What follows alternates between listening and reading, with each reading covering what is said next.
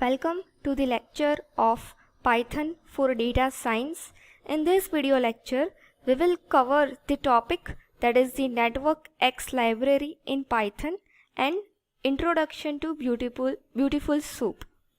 So let's get started with the Networkx library in Python. So for that we will see the Jupyter lab. So let's see. So this is my Jupyter lab.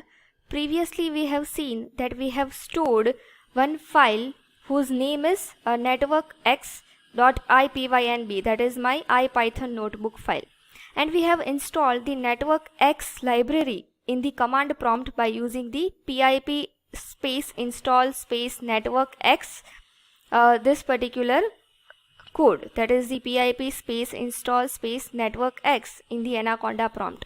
Using such type of command, we can install any type of library which is missing in your configuration. Now over here I am typing, that is graph. I want to draw a graph with the help of networkx library.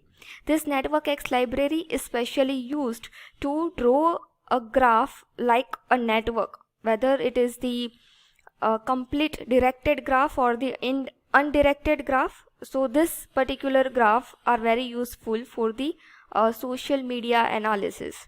So let's see how to plot a graph using the networkx library. So I can write the code like this, that is g is my variable, g equals to nx.graph, where graph is the inbuilt function which is available in the networkx library.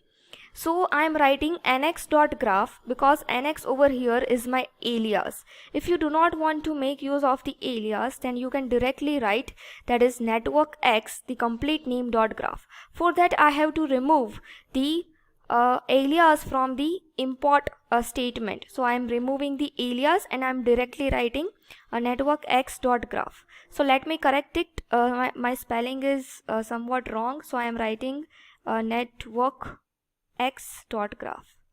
So this code has successfully run. You can see one number over there because this cell has successfully run. But I want the alias only. I do not want to write the complete networkx. So I am writing nx.graph like this. Now for creating a graph, you need some vertex and you need some edges. So I am creating the vertex as g.add_node as 1. So my first vertex is created. Similarly, I will create the vertex like 2, 3. Then I am creating the fourth vertex and I am giving the label as 4. I am creating the fifth vertex and I am giving the g.addNode 5. So like this I have created the 5 different vertexes. Now I am writing g.nodes. What this nodes function will do? It will give me the list of the different vertex that I have created. So the vertex names are 1, 2, 3, 4, 5. Now I am writing g.addEdge. What this .addEdge function will do? It will create the edges between the vertex 1 and the vertex 2. There are two different nodes, that is 1 and 2, and I want to connect that two different nodes with the help of the edge. So in the network we have some nodes, or we can say the vertex and the edges. So I am connecting these two different vertex with the help of edge, and I am writing g.addEdge, and I want edge connecting the vertex 1 and vertex 2. So I am writing 1, 2. Similarly, I will create the other different edges. So I am writing g.addEdge, and I am writing 2, 3. Similarly, I am creating third edge and I am writing 3, 4. So for that I have to write g.addEdge. So let's write that. Now I am writing again g.addEdge, and I am writing 1, 4. So this vertex 1 and vertex 4 will be connected with the help of edge, and lastly I am writing 1, 5. Now to see the list of edges, you can write the function like this, that is g.edges into the bracket you have to pass nothing, and you can view like this list of ages that you have created. Now to draw a graph, I have to write nx.draw.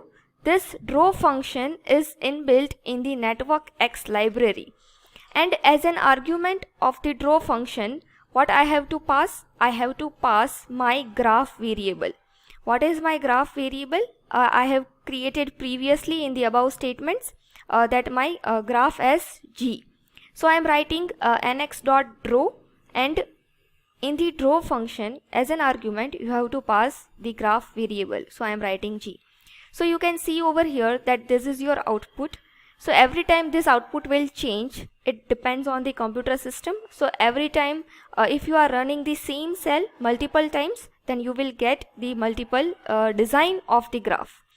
So over here you can see that there are no labels in the graph. So what are the labels and how the vertices are connected with the help of ages?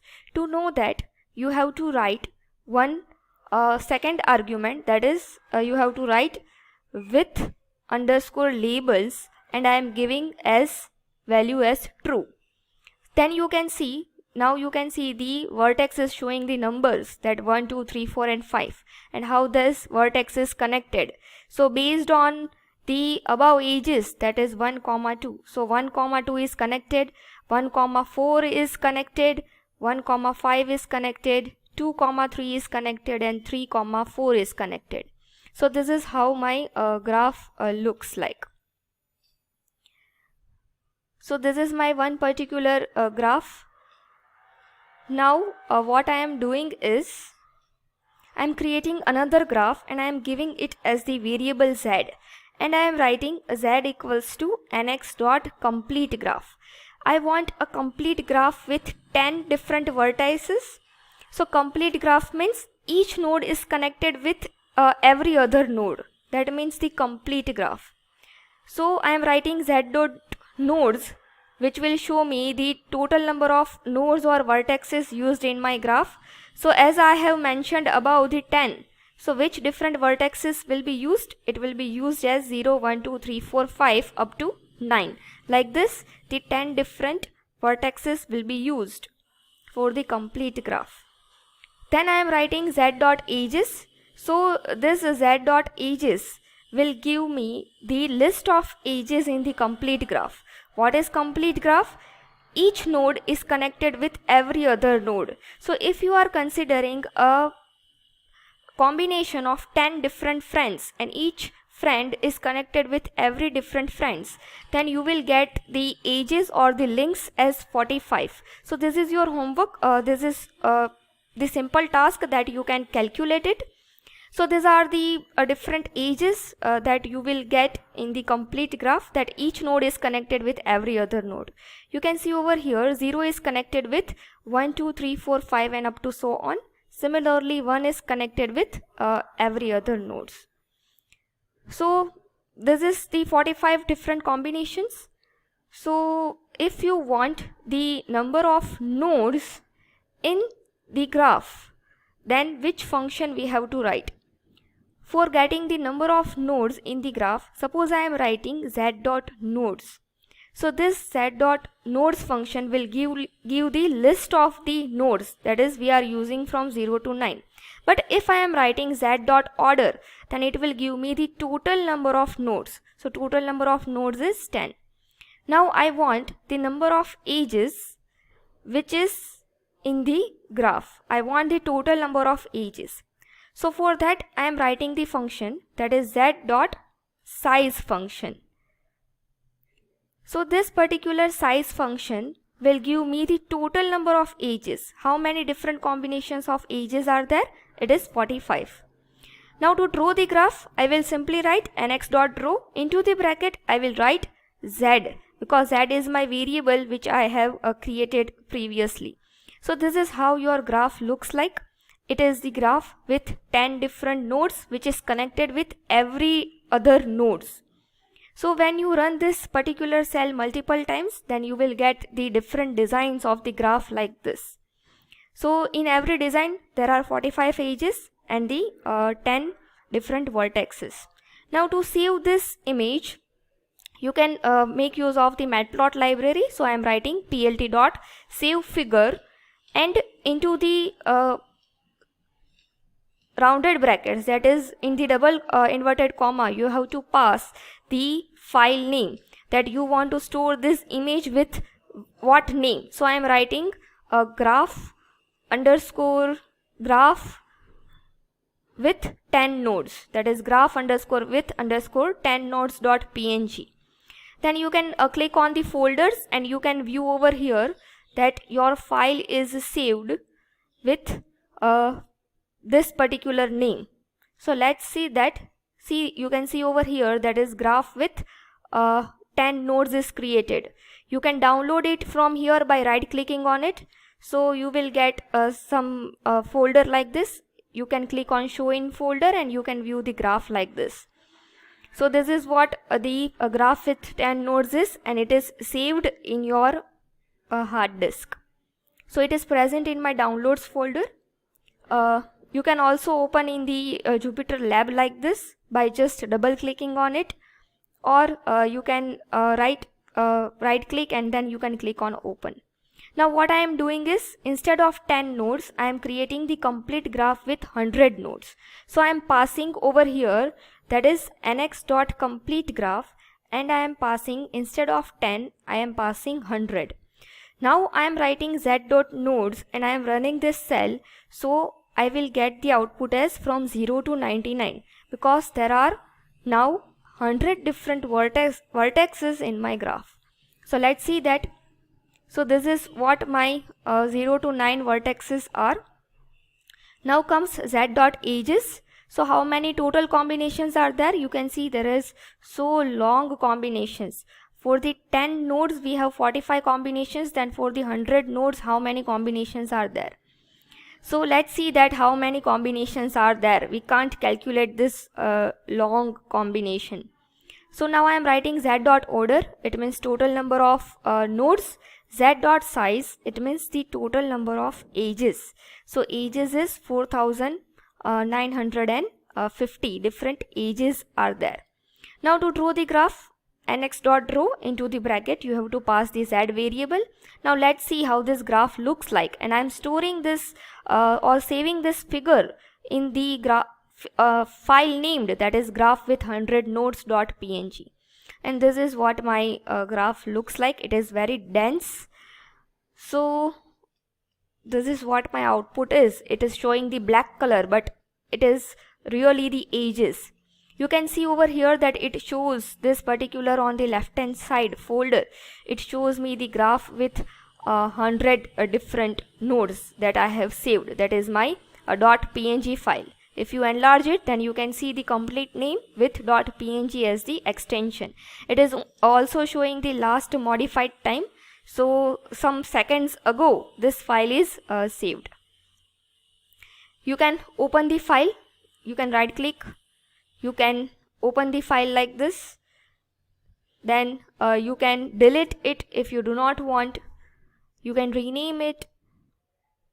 You can download it if you want. You can also copy it. So there are various different options that you can try. That is very easy. So this is what my Networkx related code is. Now next is, I am creating another graph with variable as h, and I am writing nx.gnp underscore random graph. So this random function, what it will do? It will create a graph in which every other vertices is randomly connected with some of the vertices. So over here in this random graph, we can't say that each vertex is connected with every other vertex. In the complete graph, we can say that each vertex is definitely connected with every other vertexes. But in the random graph, it will randomly take the edges between the vertexes, and it might happen that some of the vertexes are connected and some of the vertexes are not connected. So let's see this. So into the bracket I am writing, I want 20 different nodes, and I am randomly passing one value, that is 0.5.